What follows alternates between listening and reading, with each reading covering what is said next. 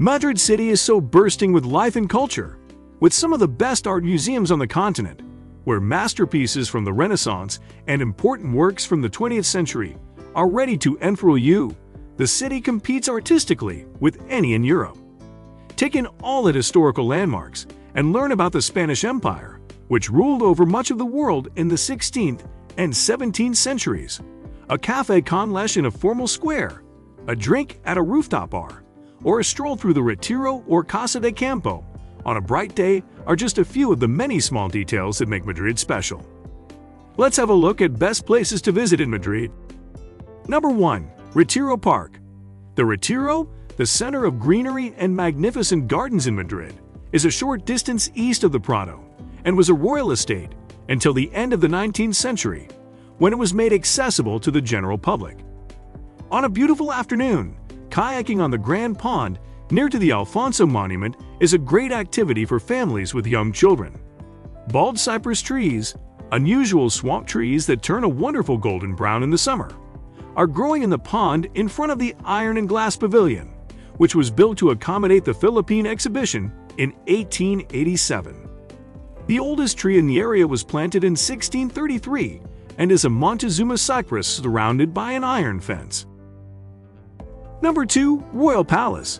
The Moorish Alcazar Fortress Palace in Madrid burned down in 1734, and King Philip V had the royal palace constructed there for him in the middle of the 18th century. It is the biggest royal residence in Western Europe and combines Baroque and neoclassical architectural elements. For the complete experience, you must enter because the royal collections and frescoes are exquisite. Along with spectacular exhibits of watches, tapestries, porcelain, and silverware, there are paintings by Goya, Caravaggio, and Velázquez.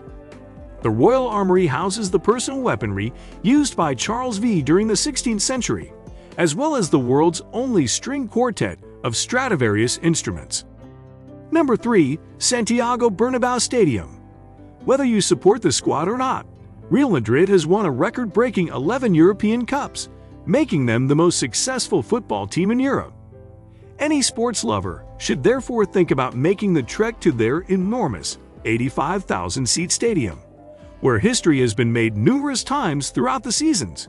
During a tour, you'll get a bird's-eye perspective of the stadium, get to see the dugouts and witness a variety of intriguing things, such as the trophy collection, press area, and presidential box. Number 4.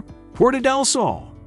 With significance for both the city and the nation, this great square close to the Casa de Correos post office building is a well-liked gathering spot. The clock atop the Casa de Correos, which marks the televised countdown on New Year's Eve, is almost universally recognized in Spain. There is a hard ceremony that goes along with it. You are meant to eat a grape for good luck with each chime, 12 in total. The statue of El Oso y el Madru, a representation of Madrid since the Middle Ages, is also located in the square. Number 5. Gran Via. A stroll around the Gran Via is a great place to start if you want to get a flavor of the city. It is the hub of Madrid's entertainment, shopping, and cultural activities. The bustling boulevard is frequently active until daybreak. During the day, it is crowded with people visiting the several malls, high street businesses like H&M and Zara, and upscale boutiques. In the evenings, couples can be seen leaving for the theater or a performance while holding hands. After dark, many of Madrid's best nightclubs are active on the street. While strolling, look out for the enormous Telefonica building, a pioneering skyscraper constructed in 1928. Number 6. Plaza Mayor. Plaza Mayor, another must-see in Madrid, is a charming Renaissance square that was constructed in the early 1600s and is entirely surrounded by old, three-story apartment structures. There are 9 entrances to the square, and various cafes are located inside the porticos at the base of the buildings. At a table outside, place your pricey but necessary coffee order and spend a few minutes watching Madrid in action. Following that, you may make your way up to King Philip V's 400-year-old bronze statue, who ruled at the height of the Spanish Empire. Number 7. Reina Sofia Museum. This museum is more up-to-date than the others and mostly focuses on Spanish art. The numerous works by 20th century artists Picasso and Dahl are the best justification for visiting. Picasso's iconic Guernica is on display, so it's an opportunity you definitely shouldn't pass up, just to prove that this isn't overkill. Other notable Spanish artists with works on display at Reina Sofia include Eduardo Chillida, Juan Gris, and Joan Miro. Number 8. Churros at San Ginés. Spanish hot chocolate is one of the most opulent things you'll ever taste and is ideal in the winter. You may occasionally need a spoon to drink it since it can be so rich and thick. A sweet churro, piped dough that has been deep fried, if you didn't know, is the ideal accompaniment. Visit the Chocolateria San Ginés, which has been selling churros and hot chocolate since the 19th century and does it better than any place in the city, right off the Puerta del Sol. There are several stalls on the streets throughout the cooler months of the year if you can't make it to San Ginés. Number 9. The Prado. The Prado is one of the best and most well-known art museums in the world, and it is very necessary. The number of Renaissance and Baroque masters' works is astounding. Velázquez and El Greco from Spain, Rembrandt, Bruegel, Van Dyck, and Rubens from the Low Countries, and Titian, Caravaggio, Botticelli, and Tintoretto from Italy make up the Italian contingent.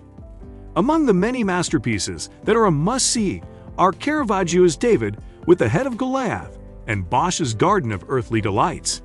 The Spanish Romantic painter Goya, whose 14 black paintings are a cornerstone of Spanish culture, is the artist with the most pieces on display at the Prado. Number 10. Puerta de Alcalá. King Charles ordered the construction of this massive neoclassical triumphal arch to mark the king's entry into the nation's capital.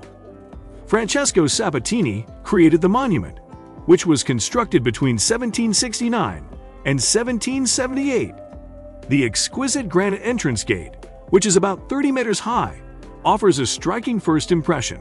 Capitals, sculptures, and ornate reliefs embellish the facade. Madrid's most upscale patisserie shop, VAT Pasteleras, is located right below the monument at 54 Calle Alcalá and serves the finest cakes, cookies, pastries, chocolate sweets, and hot chocolate.